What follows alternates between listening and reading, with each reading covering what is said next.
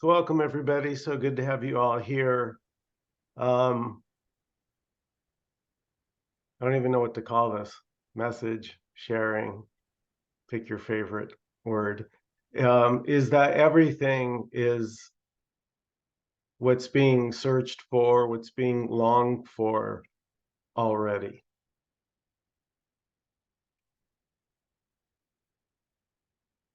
And you could say, to tell a story, it hides by being everything.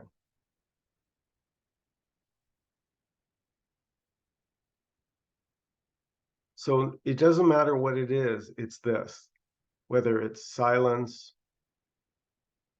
somebody speaking, somebody confused, somebody getting a keen insight. Ah, I see what he's saying. It doesn't matter what it is, because everything, because there's no separation, even if it feels like it. So the separation is this too. The seeking, ironically, is this too.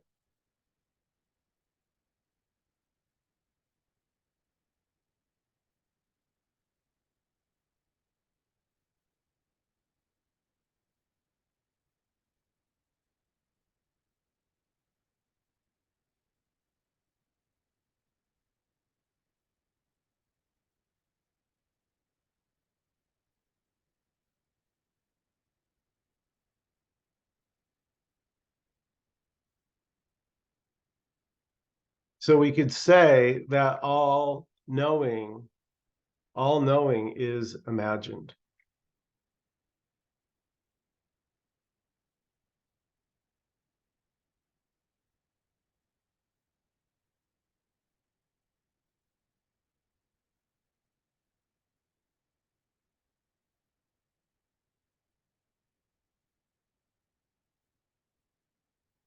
So nobody knows what this is. I don't know what this is. Nkosi doesn't know what this is.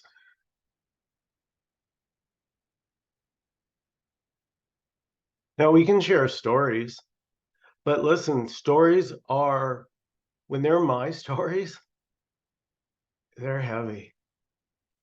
They can be quite painful when they're my stories.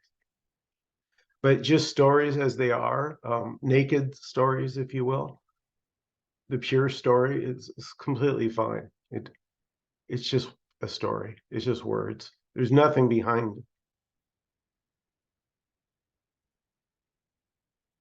or nothing other than the story.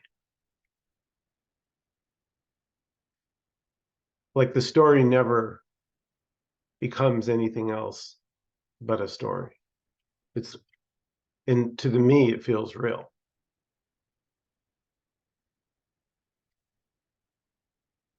So the me lives in this world of constantly trying to improve its story.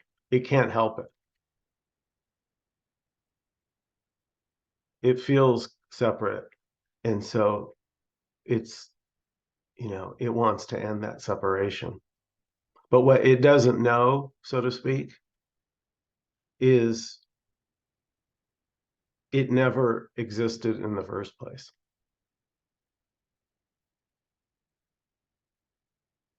So that's the same as saying separation never has existed.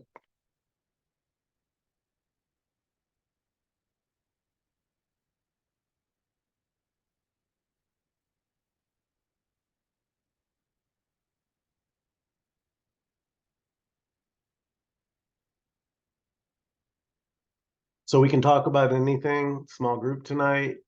Um, Hopefully you heard Nkosi had a family gathering in South Africa. It's a holiday there, so he's with his family. Asked me to, yeah. So here I am, and we can take it anywhere you guys want. We can sit in silence. If you'd like to share or comment or ask a question, please unmute and jump in.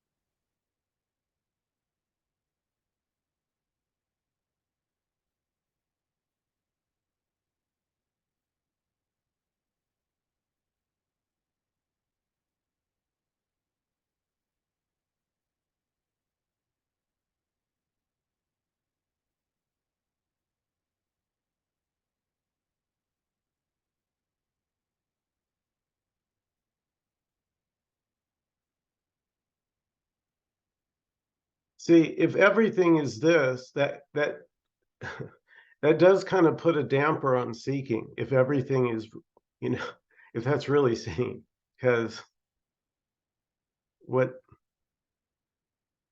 could be outside of this that you'd be seeking? It would have to be imaginary. Because the seeking energy, the me energy, it doesn't even know what it's seeking. That's why it can never find it.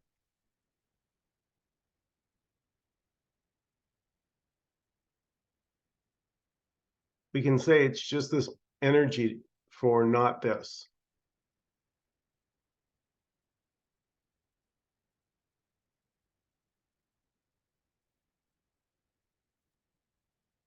So, Michael, would that be that I am that what I'm looking for or that I'm seeking? Already, I mean, right now, what's talking is the same as what's talking in Nkosi. okay. So the seeker is the sought. Yeah, it's just this imaginary split. It's this idea that I'm not already what I am.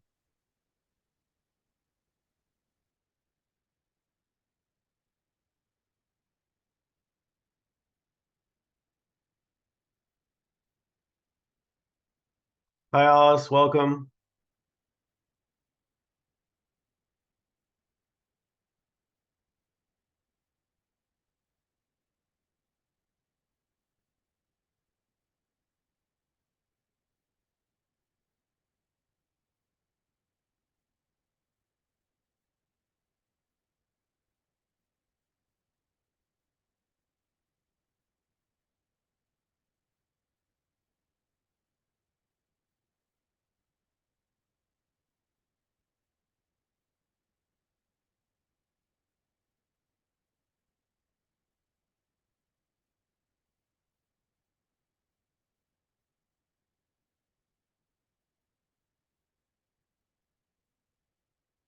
Like the me is looking to know that everything is this.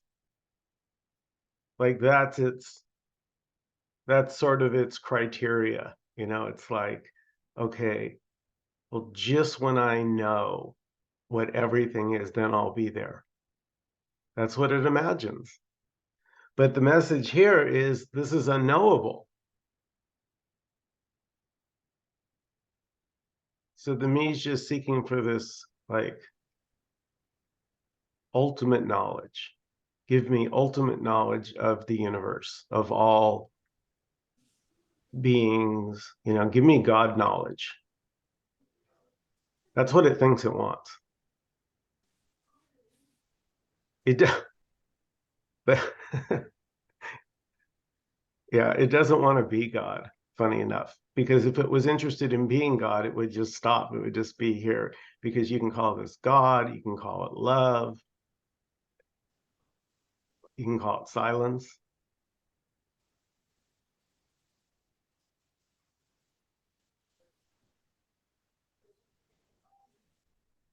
So the me is everything already. So therefore, it's everything searching for whatever it appears to be searching for. Exactly. So that, Don, that's kind of what was noticed here, was I just saw clearly how futile the search was. I saw that nothing worked. Absolutely not. I couldn't find a single thing.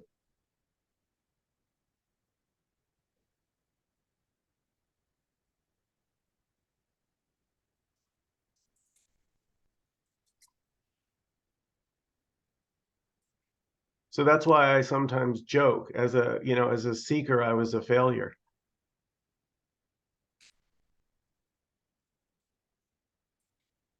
Like I just felt like I wasn't cut out for the job. I go, I must be doing this wrong.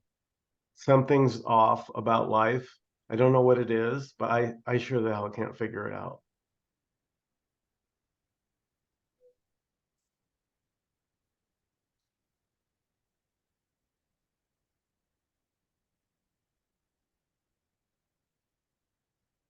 And so the me will never figure this out.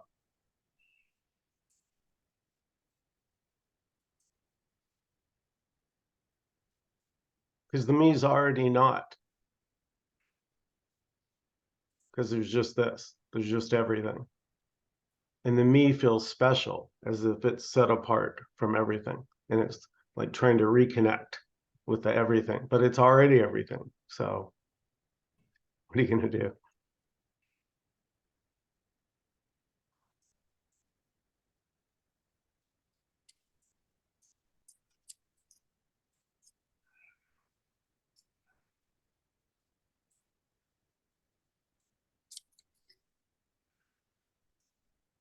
And I want to say there's nothing wrong with seeking. It's just that here it just got too painful.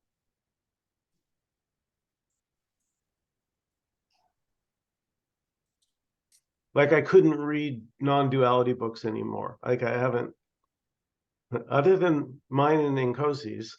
No, I haven't. I don't think I've read a non-duality book in probably 5 years. And I used to read them religiously. Like they were like if the house caught fire, they'll probably be the first things I'd grab.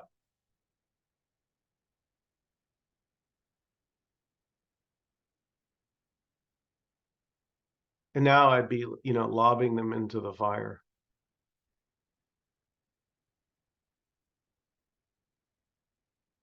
Because what I found is all those books on Advaita and Buddhism and they're wonderful. Even, books on stillness, I am that. Um, they still were in the realm of imagination. It was still, I wasn't there yet. I was always starting from, gee, if I could only be like Nisargadatta, man. So it was always starting from a belief that I was a separate human trying to get somewhere, to get enlightened. And then Nkosi shows up and in his own way, his own unique way, says, well, no, actually, everything's this already.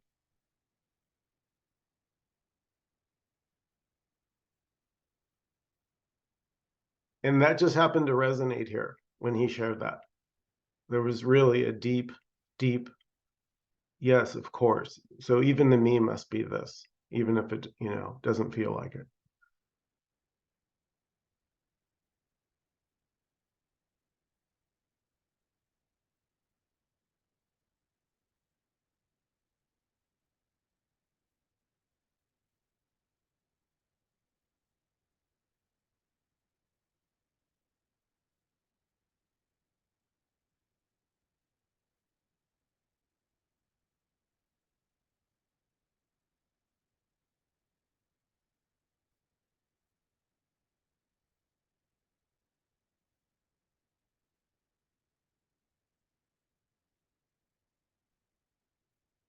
So now stories are just seen as stories. They're actually way more enjoyed. I can't tell you. I've started watching, movies. I love watching. I just watched The Great Escape from 1964, Steve McQueen, and it was you just can enjoy being a human a lot more when there's not the burden of having to get it right.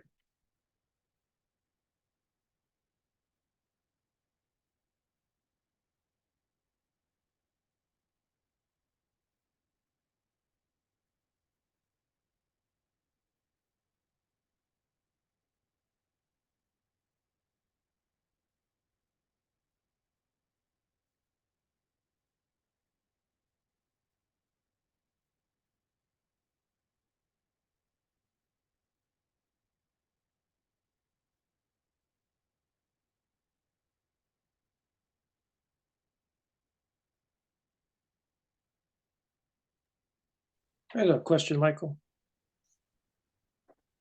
Would you say when people speak of duality, they're talking about um, the physical or material world versus the spiritual?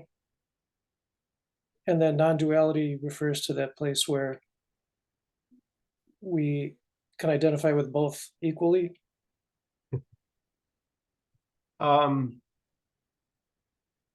Well, yeah, non-duality is saying there's just no separation. So whatever appears is not separate from all that is.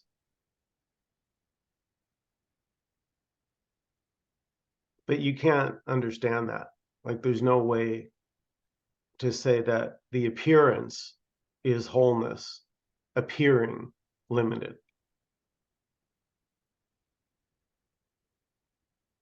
And Yet somehow Steve's still whole, even Mhm. in its appearance of limitation.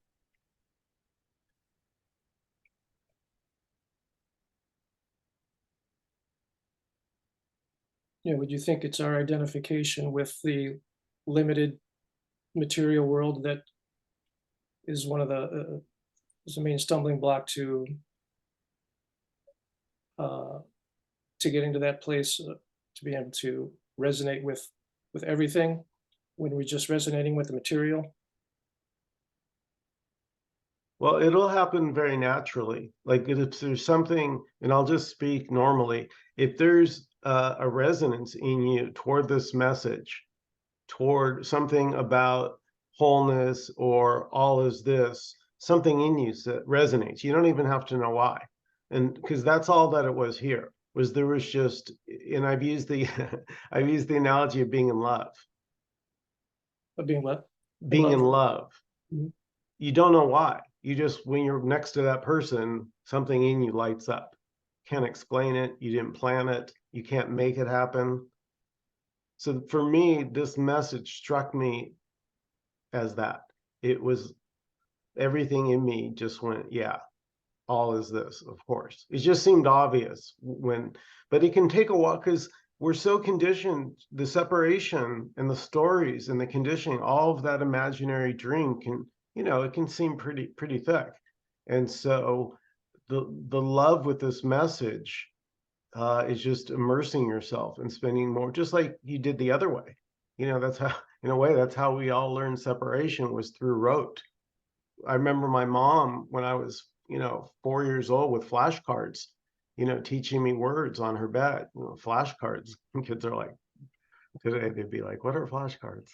But, so it was, and then your vocabulary, right? Think about school, as you go up 12th grade, college, your vocabulary is getting larger and larger in your, world of things you can imagine get more and more complex. And so eventually it feels like there's no way out. It's just this whirling, confusing mass of I don't know what. And so for me, there was just sort of a stopping, like realizing I didn't know anything and kind of starting from not knowing. And it turned out it was a completely different experience, starting from not knowing, not starting as a human being.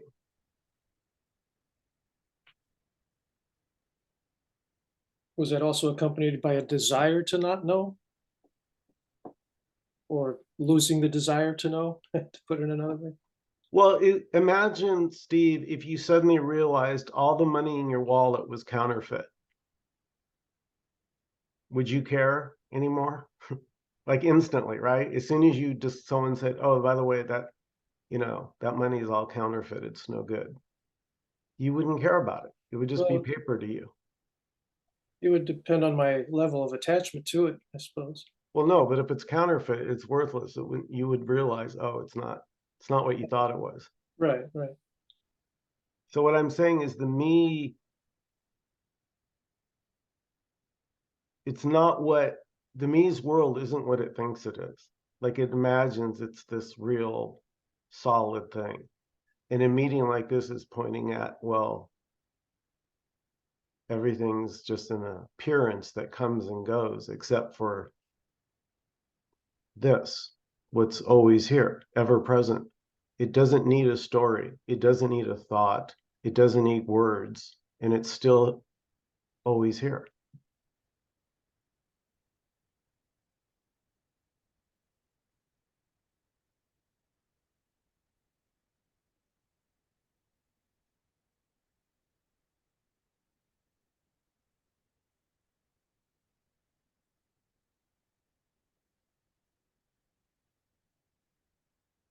Yeah, I guess I'm still trying to lose my attachment to the things, to these things, you know, Yeah.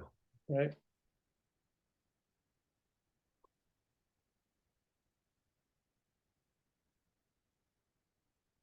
I mean, I love that saying Ram Dass mentioned, said, when a pickpocket meets a saint, all he sees are his pockets, you know?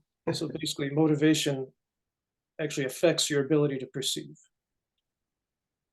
or what you're perceiving, you know, that perception is affected by your motivation.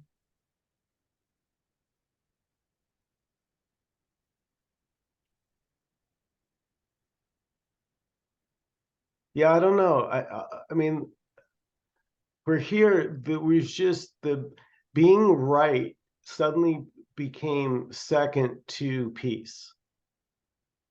The peace was number one. I realized I didn't care at all about being right. I cared about peace.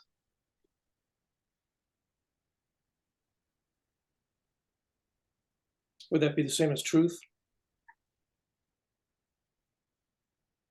Right, but I eventually realized I didn't even know what truth was. But peace, somehow I could feel it. For me, peace feels visceral. It's a calmness. It's a everything's okay without saying everything's okay.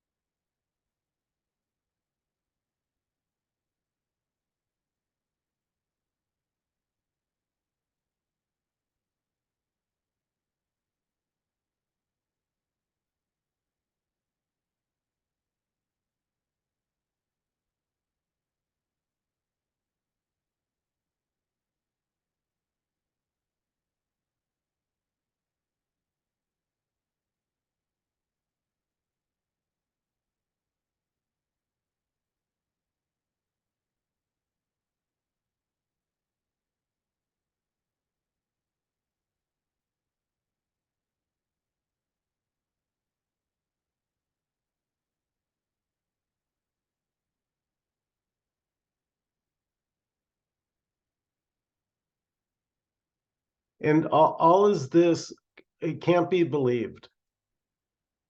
That's the first thing to me is I mean, go for it, but that's not what we're talking about. Because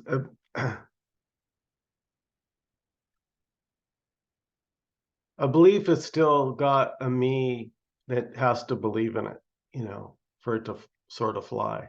So that's not what we're talking about.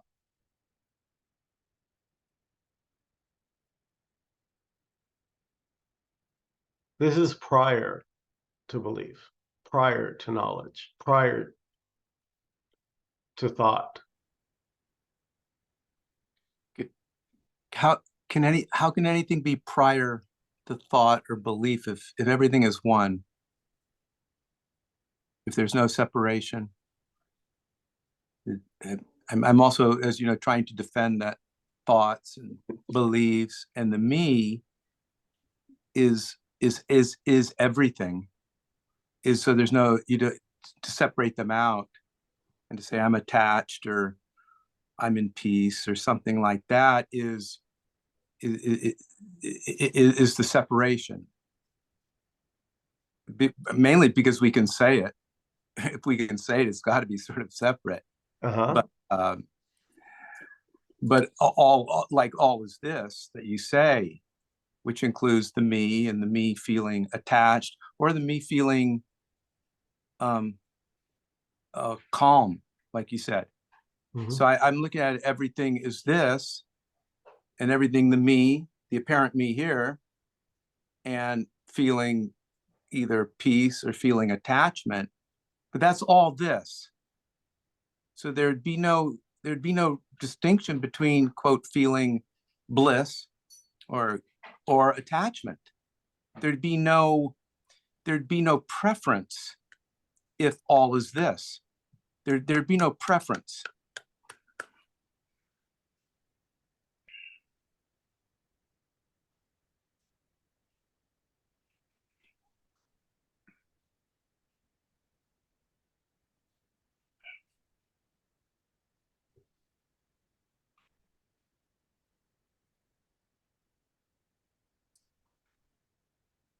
When Michael says that this is before, what did you say, Michael? This is before.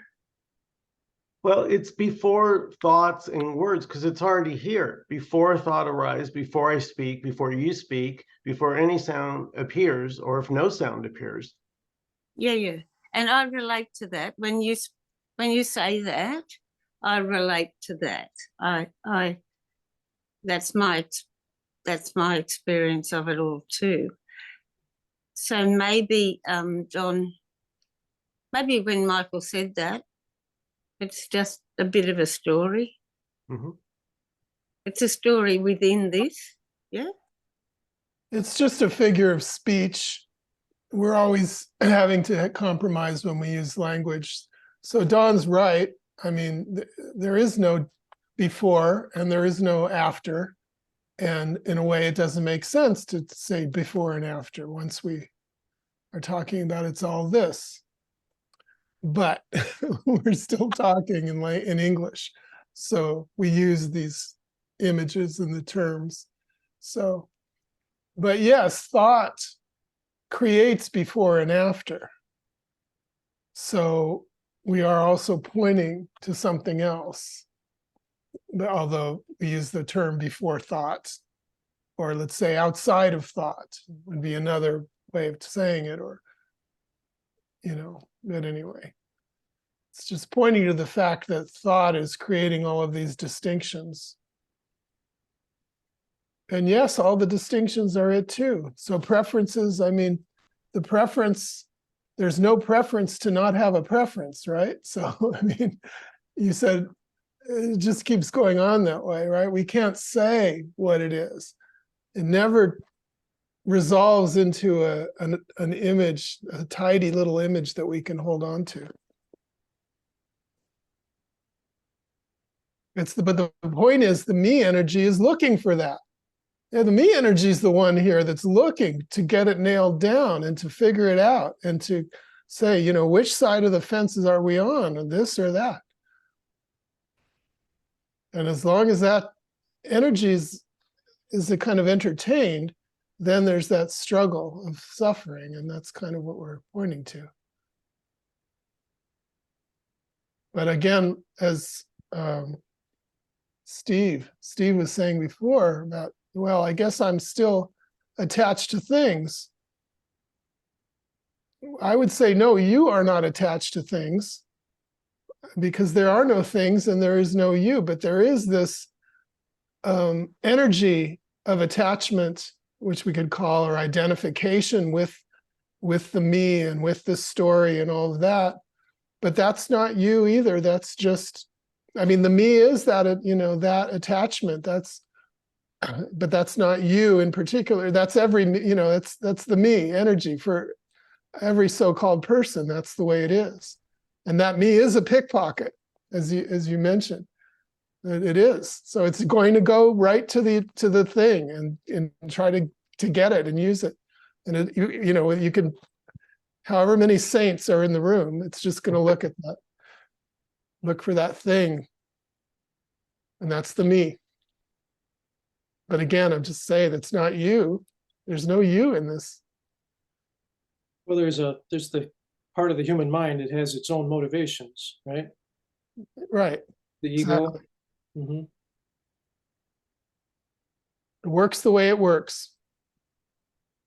You know, it's a lot of evolution there, a lot of biology.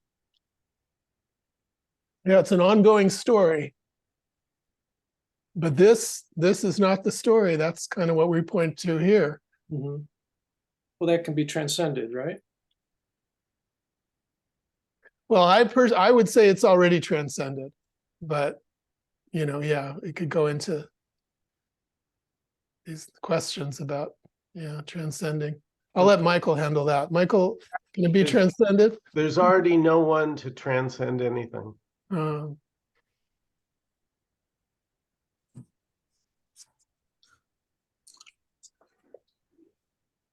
Too bad Alan isn't here.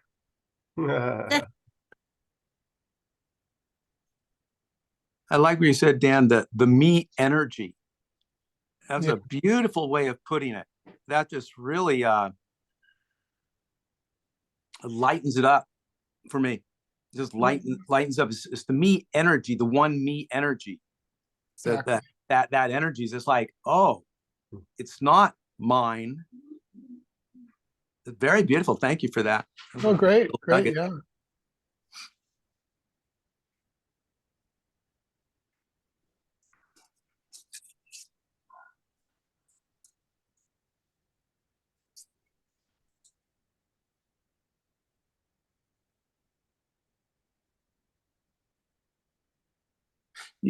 And going along that, I'm sitting here going, well, it's the me energy, and it's everything. The me energy is everything, and it seems to be like flowing here, or as an energy thing here.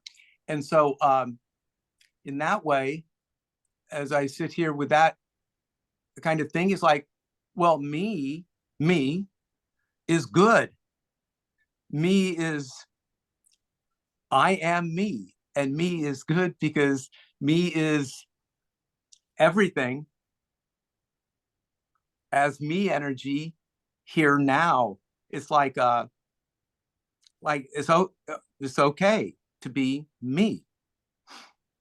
Everything in me, even every little bizarre story about me, it's because it's the me energy. It's not me, but it's me, right? I love it. Okay, I'm done. And Kosi might say it's beautiful, but I think that's why he's saying that all the time. Oh.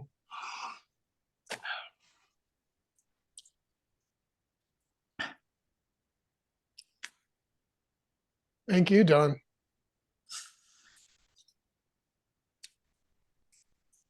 I like the way, Michael, you said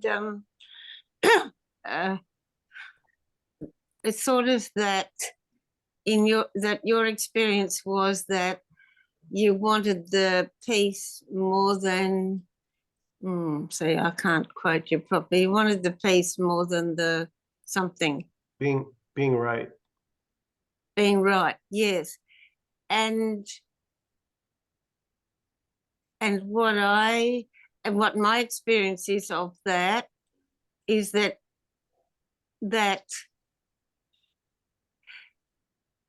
so to let go of the being right is as scary as can be. Very, very makes me very, very fearful. And I struggle with that, with the fear of not being right. Yeah. Yeah. Mm. It's the same thing, right? It would be if we could just substitute control for fear. Yeah. Yeah, exactly. So you must have gotten so desperate that it didn't matter what fear, what control, what loss of control, whatever, you'd had enough.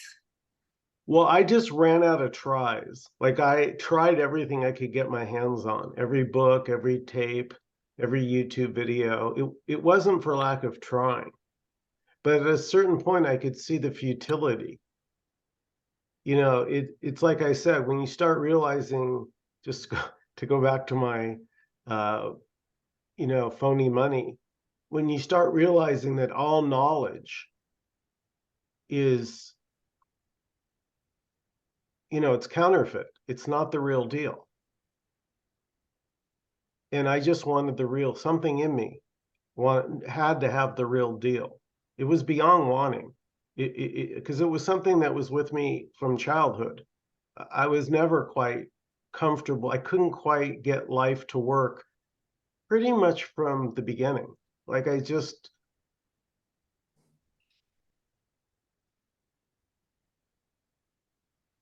So was there any sense of fear for you in that? well, there was fear when I was seeking. There was fear, like I have to find it. A fear that maybe I won't find it. Mhm.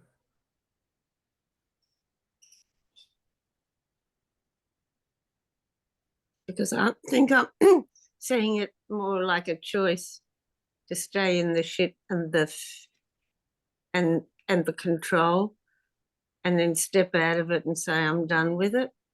It's a very big leap of it fills me with fear and dread. But maybe that wasn't so much for you. There was more of a, I don't know, a longing or you come to the end of the rope or end of the road. Yeah.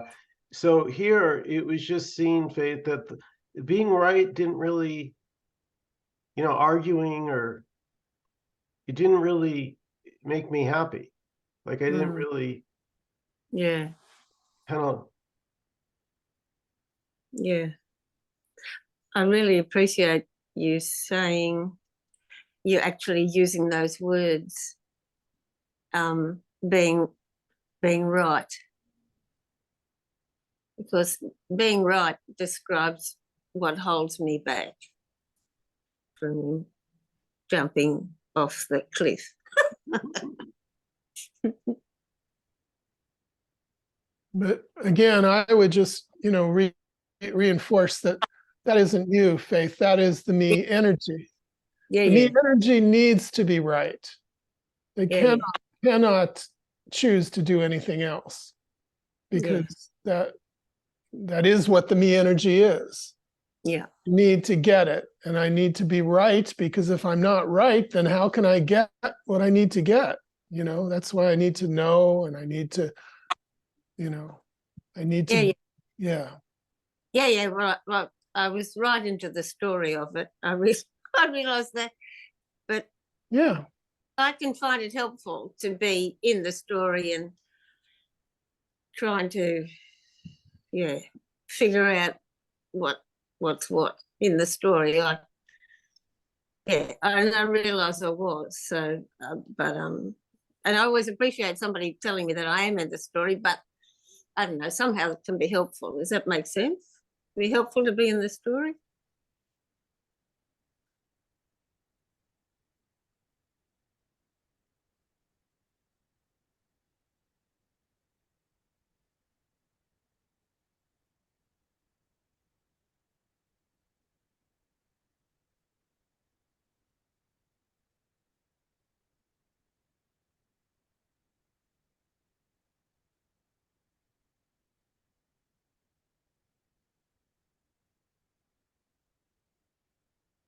So it's sort of like helpful to be in the story to help me get out of the story.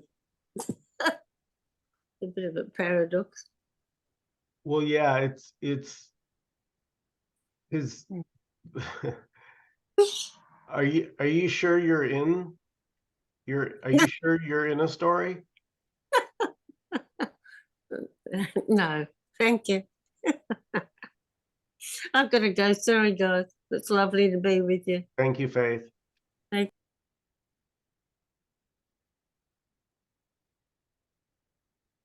have a question for Dan, Michael, for everybody. Is the me energy, so fascinated by that. Is there more of it in certain bodies and certain individuals than others? Is there a bigger, more me energy coming through one person than through another? That's a good question. I like that question. Yeah, I mean, I'll go, if you don't mind, I'll just jump in because I think so, Don. Why did Elvis have, 100 times more charisma than me? It's completely not fair, right? So there does seem to be personalities on the planet. And again, I'm just speaking in story. So we're not all the same. The expression of this can appear as anything, all shapes, all sizes, all colors, everything. There's just no rules or limitation as to what this can appear as.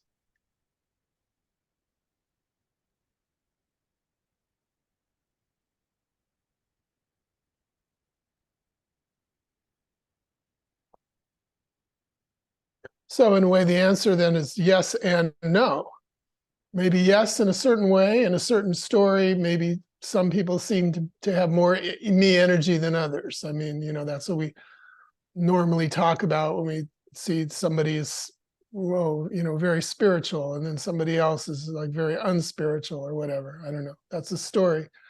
But no, it's not true also, because that story doesn't matter.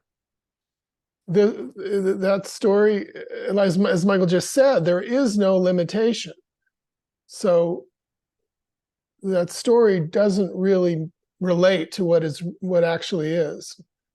And there are no people, there are no persons here, there are no me's, there are no egos, there are no, this is fully what it is everywhere. Nobody's excluded. Nothing is excluded. So, yeah, anyway, that's what I would say.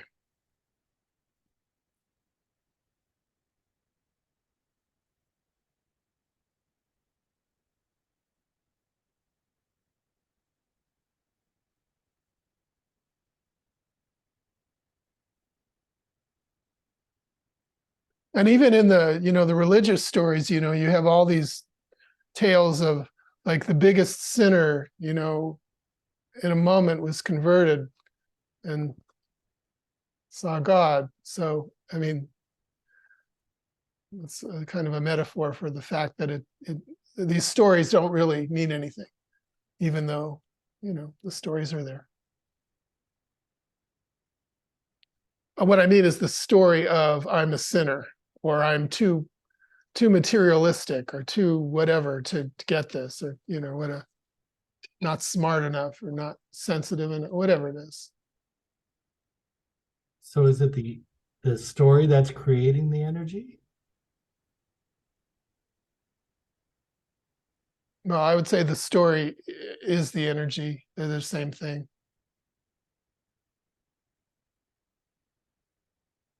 But stories aren't true. That's why they're stories. That's the point. The story is not. What is this right here? I mean, we're here right here. It's all here. There's no story here, really. I mean, there's a story of a Zoom meeting and people and, with names in rooms or whatever. But that's not really what is here. So it's through the story that the energy gets formed, is it? I'll let Michael take that. What's the question? So it's the Yeah, well- story that generates the energy. Yeah, I'm not sure exactly, but yes, I would say, yeah, the story is like the form of it. Yeah, the form is the story. We could But say that energy doesn't have a form. That's the whole point. That's why it's energy. So it appears with a form, and the form is the story. That's what I would say. Sorry, Michael, go ahead. Yeah, I was just going to say, this is energy appearing as everything, including stories. Hmm.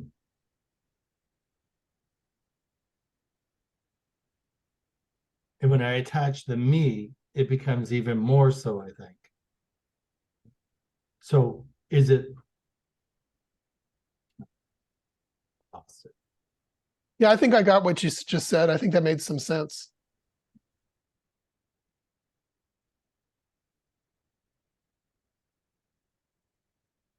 Because a story is something very different without a me there.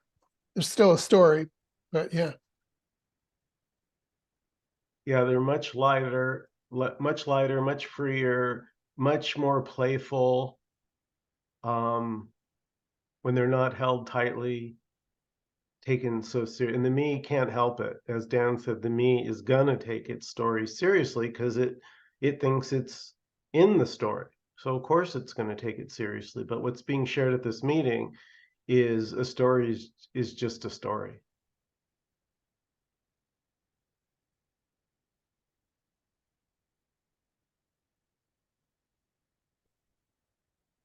And there's incalculable stories, drama, tragic, comedy, all of it.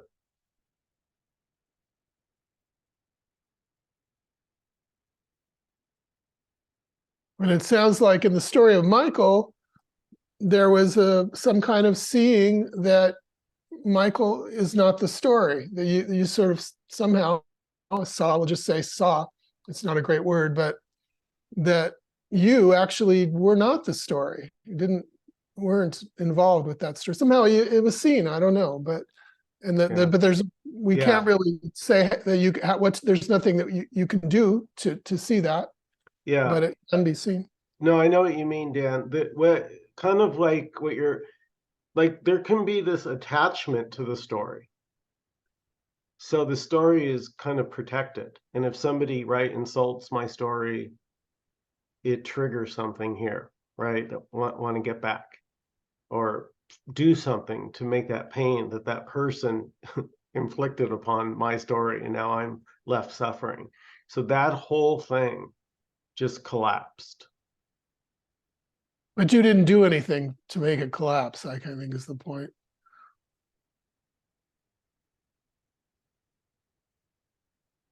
Like Faith was asking before about, is there a kind of practice that I could do to, and of course there are many practices, but that's not exactly what we talk about here.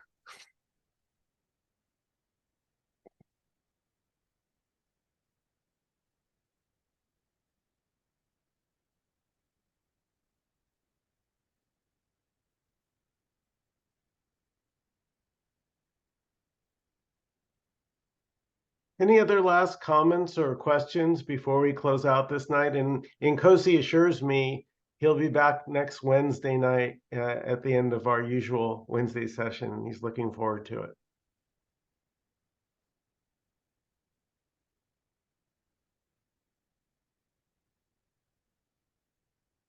Well, thank you, Michael, for taking this on and having this without, since Nkosi wasn't here, I thought there'd be nothing, but since you were here, and it's been extremely good. And I really thank all of you. The input here tonight was just awesome. Thank you. Thank you, Don. Thanks, everybody. Thanks for Likewise. coming. Thank you, everyone. Good night. See you soon.